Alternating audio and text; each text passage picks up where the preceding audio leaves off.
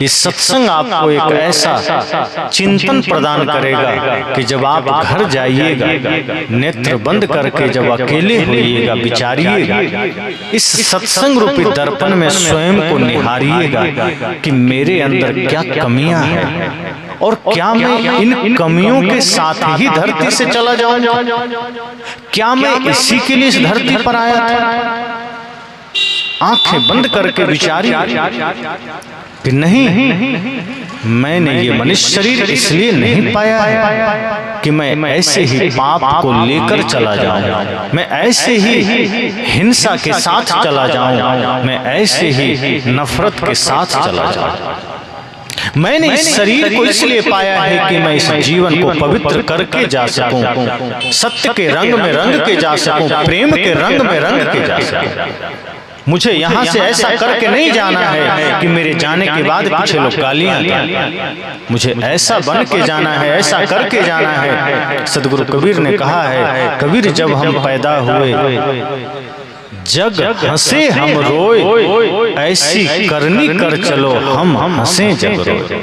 उन्होंने कहा कि जब हम इस धरती पर जन्म लेते हैं तो सभी बच्चे रोते हैं और माँ बाप हंसते हैं। साहब कहते हैं ये मजबूरी है। बच्चे जब जन्म लेते हैं तो रोना और परिवार के लोगों का हंसना ये आपकी मजबूरी है। आप उस समय हंस नहीं सकते। अगर बच्चे उस समय ना रोएं तो परिवार के लोग रोने लगते हैं कि क्या हो गया, बच्चा रो क्यों नहीं रहा।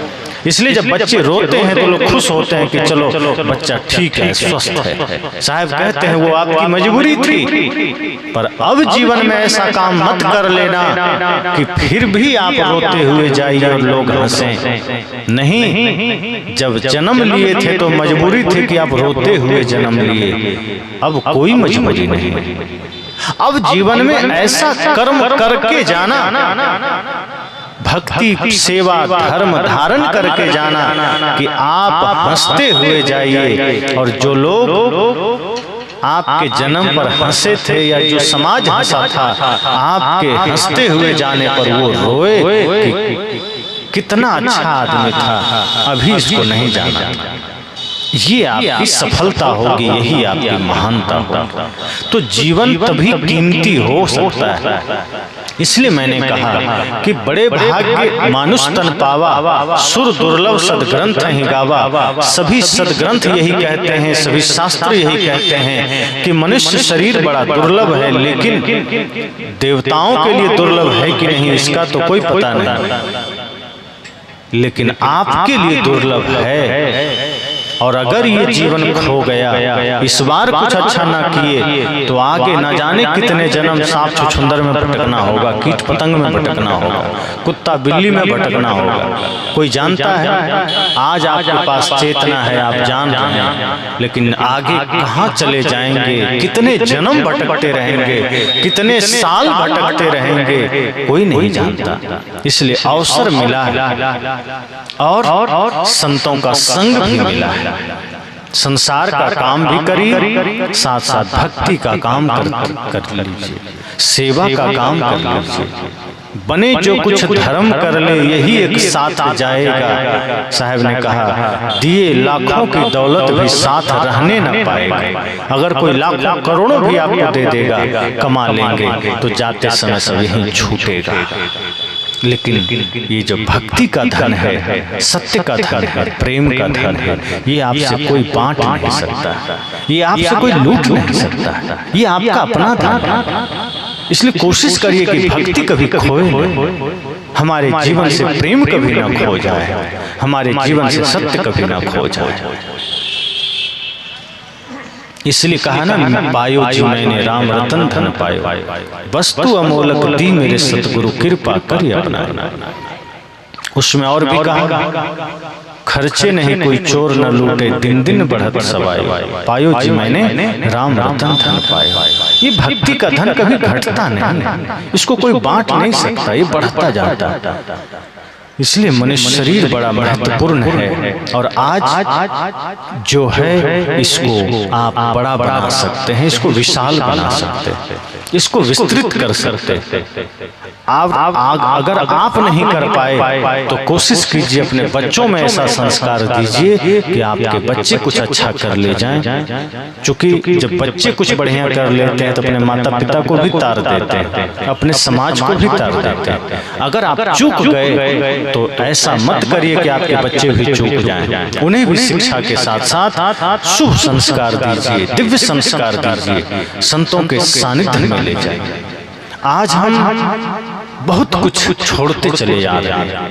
आज हमारा पूरा जीवन इतनी भौतिकता से भर चुका है और उसमें भी हमने पश्चिम देशों का अनुकरण करना शुरू कर दिया है, पाश्चात्य देशों का, जहां संस्कार के नाम पर कुछ भी नहीं।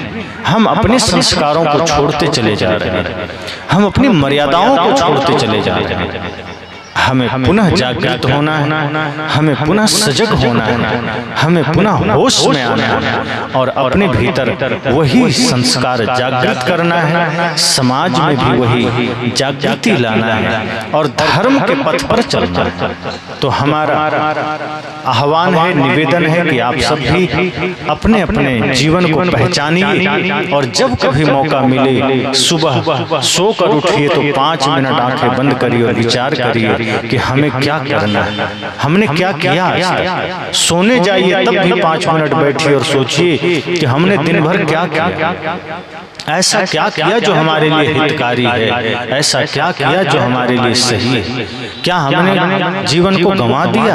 अगर कुछ पाप किया है, भूल की है, तो संकल्प लीजिए कि कल का सूर्योदय अगर हमने देखा तो हम अच्छा काम करेंगे।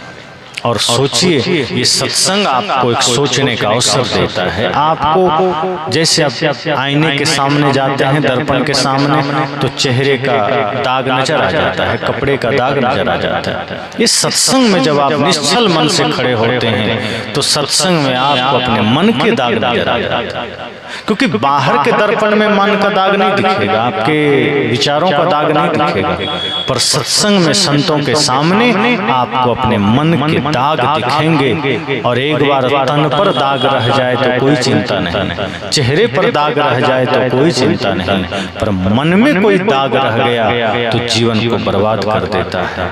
इसलिए कोशिश कीजिए, संतों का संग, भक्ति, सेवा, सत्संग ये हमारे जीवन में हो, ताकि मन में कोई दाग न रह सके, मन में कोई कचरा न रह सके, हमारा मन निर्मल हो और हम अपने जीवन की कीमत को समझ सकें, हम अपने जीवन को महत्वपूर्ण बना सकें और साथ साथ अपने बच्चों में सही संस्कार दे सकें, ताकि हमारी आने वाली पीढ़ियां भी भक्ति से रंगा हो, हमारे युवाओं में राष्ट्र भक्ति हो, माता पिता गुरु के प्रति भक्ति हो, ताकि एक सुंदर सभ्य समाज का निर्माण हो सके। तो यही संकल्प के साथ और साथ साथ आप सब जब भी वक्त मिले गिद्धेश्वर धाम आइए। संत कबीर राष्ट्र निर्माण संघ, जो कि एक संस्था जो हमने स्थापित किया है, जहाँ समाज के लिए, राष्ट्र के लिए जो कुछ भी बन सकता है, सेवा करने का संकल्प के साथ उसकी शुरुआत हुई है। तो आप सब उस अभियान से जुड़ सकते हैं, अपना योगदान दे सकते हैं और आगे अपने जीवन को महत्वपूर्ण बनाने का संकल्प लीजिए। इसी के साथ वाणी को विराम देता हूँ।